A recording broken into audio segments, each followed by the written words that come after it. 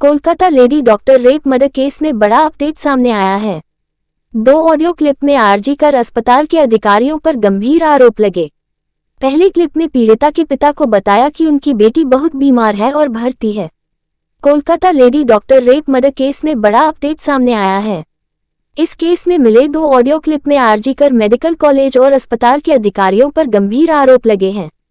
9 अगस्त को एक महिला डॉक्टर की कथित बलात्कार और हत्या के मामले में अस्पताल ने पीड़िता के माता पिता को गुमराह करने की कोशिश की।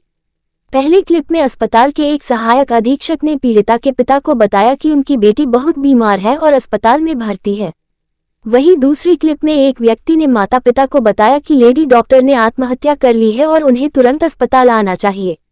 ऑडियो क्लिप में क्या? CNN न्यूज 18 की रिपोर्ट के मुताबिक पहली क्लिप में एक महिला पीड़िता के पिता से कहती हुई सुनाई दे रही है कि आपकी बेटी अस्पताल में भर्ती है, उसकी हालत बहुत खराब है, कृपया जल्दी आएं। जब वह ये जानना चाहते हैं कि उसे बुखार तो नहीं है, तो महिला कहती है कि मैं डॉक्टर नहीं हूँ, मैं एक सहायक अधीक्षक हूँ, आपकी बेटी को इमरजेंसी में भर्ती कराया गया है, उसकी हालत बहुत खराब है, एक डॉक्टर आपको इसके बारे में और बताएंगे।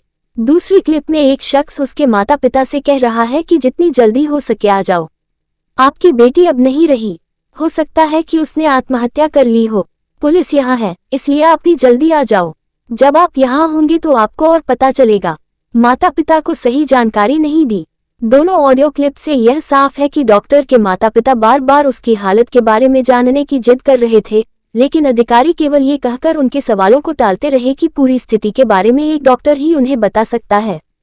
हालांकि इन ऑडियो क्लिप को NBT की ओर से वेरीफाइड नहीं किया जा सका, लेकिन वे माता पिता के इस बयान पर प्रकाश डालते हैं कि अस्पताल के अधिकारियों ने उन्हें सूचित किया कि उनकी बेटी की आत्महत्या से मृत्यु हुई और उन्होंने अस्पताल पहुंचने के बाद कम से कम 3 घंटे तक उन्हें उसका चेहरा कैसे नहीं देखने दिया।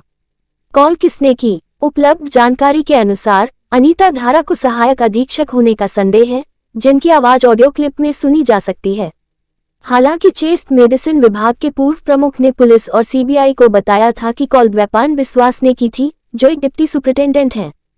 कोलकाता में एक लेडी डॉक्टर के साथ हुए रेप और मर्डर की वारदात 8-9 अगस्त 2024 की रात की है। इसका खुलासा तब हुआ जब कोलकाता के राधा गोविंदकर मेडिकल कॉलेज से ट्रेनी डॉक्टर की लाश मिली थी। Kolkata rape and murder case. इस डॉक्टर की उम्र 31 वर्ष थी, जो उस दिन 3 और डॉक्टर्स के साथ नाइट ड्यूटी पर थी। इनमें 2 डॉक्टर चेस्ट मेडिसिन डिपार्टमेंट थे, एक ट्रेनी थी, एक कर्मचारी अस्पताल के हाउस स्टाफ से था। उस रात को इन सभी डॉक्टर्स और कर्मचारियों ने साथ में खाना खाया था।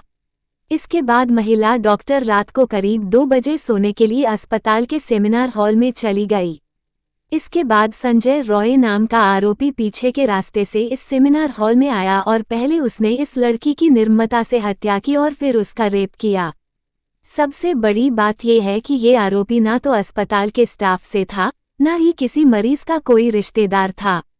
वो कोलकाता पुलिस के लिए सिविक वॉलंटियर का काम करता था।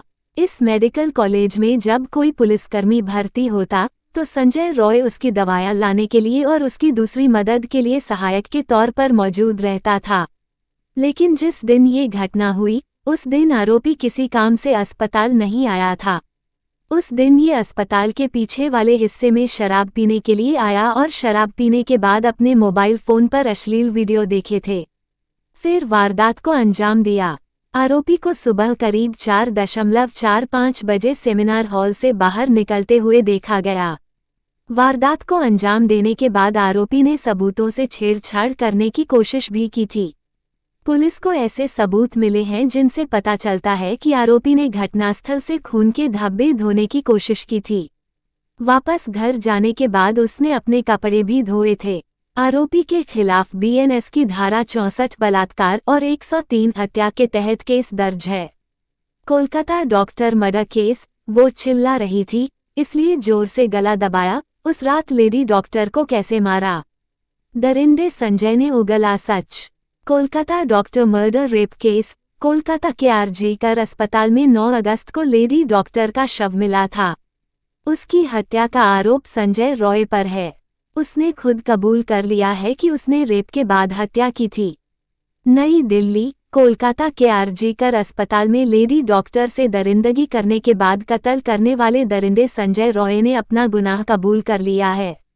सीबीआई सूत्रों की माने तो कातिल संजय रॉय ने सीबीआई की पूछताछ में कबूल किया है कि उसने ही ट्रेनी लेडी डॉक्टर की हत्या की है।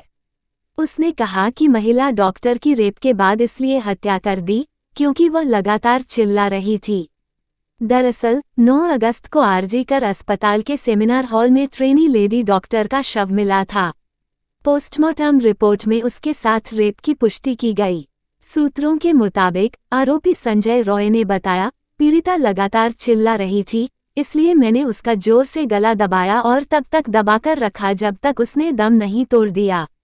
सूत्रों का कहना है कि संजय रॉय बॉक्सिंग का अच्छा खिलाड़ी था, इसलिए पीड़िता उसके हाथों से खुद का बचाव नहीं कर पाई और यही वजह है कि जब तक पीड़िता की जान न निकल गई तब तक संजय रॉय ने पीड़िता का गला दबाकर रखा।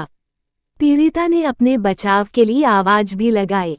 वो चिल्ला रही थी। संजय रॉय को पकड़े जाने का डर हो गया था। यही वजह है कि उसने अपने हाथों की पूरी ताकत से पीड़िता का गला दबाया।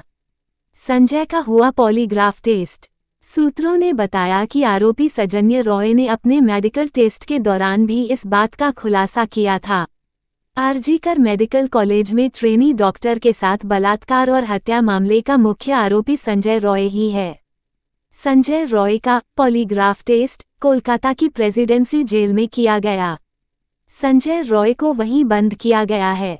पॉलीग्राफ टेस्ट के दौरान व्यक्ति द्वारा प्रश्नों के उत्तर दिए जाते समय एक मशीन की मदद से उसकी शारीरिक प्रतिक्रियाओं को मापा जाता है और यह पता लगाया जाता है कि वह सच बोल रहा है या झूठ। सीबीआई ने रॉय और घोष समेत 7 लोगों का लाई डिटेक्टर टेस्ट कराने के लिए अदालत से अनुमति ली है। इस टेस्ट को मुकदमे के दौरान सबूत के तौर पर इस्तेमाल नहीं किया जा सकता, लेकिन इसके नतीजे एजेंसी को आगे की जांच में एक दिशा प्रदान करेंगे। कब और कैसे गिरफ्तार हुआ संजय रॉय? कोलकाता पुलिस ने मेडिकल कॉलेज के सेमिनार हॉल में 31 वर्षीय ट्रेनी लेडी डॉक्टर का शव मिलने के एक दिन बाद 10 अगस्त को संजय रॉय को गिरफ्तार किया था।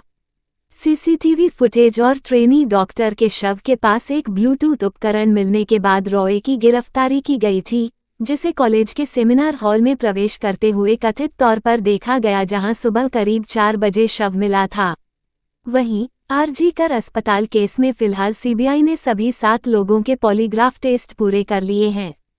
अस्पताल के पूर्व प्रिंसिपल संदीप घोष के खिलाफ सीबीआई एक ओर जहां संजय रॉय से कनेक्शन की जांच कर रही है, वहीं दूसरी ओर करप्शन केस में भी जांच कर रही है। संजय रॉय की थी पहुंच। दरअसल संजय रॉय साल 2019 से नागरिक स्वयंसेवक के रूप में कोलकाता पुलिस के साथ काम कर रहा था।